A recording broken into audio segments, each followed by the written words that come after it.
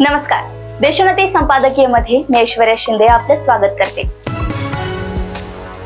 प्रकृतीचा त्रास, त्यात चौकशी यंत्रणांचा ससेमिरा आणि त्याही पेक्षा निकट भविष्यात राजकीय परिघावर मोठे बदल होणार नाहीत असे आकलन नाथाभाऊंना आपल्या स्वगृही परतण्यास बाध्य करीत असावे।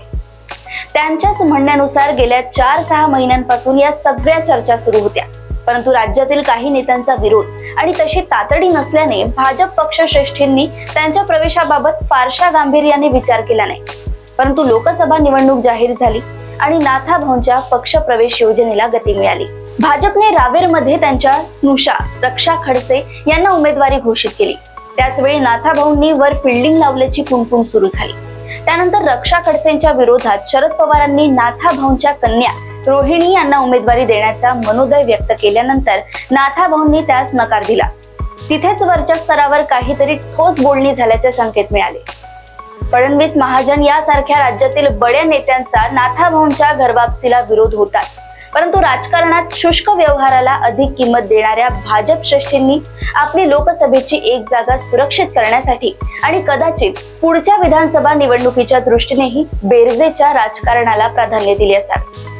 राज्यातील भाजप नेत्यांवरच्या रागापायी आपली संपूर्ण हयात भाजपमध्ये घालवलेल्या नाथाभाऊंनी राष्ट्रवादी काँग्रेसमध्ये प्रवेश केला। राष्ट्रवादी काँग्रेसनेही दिलेला शब्द पाळत त्यांना विधान परिषदेवर निवडून आणले।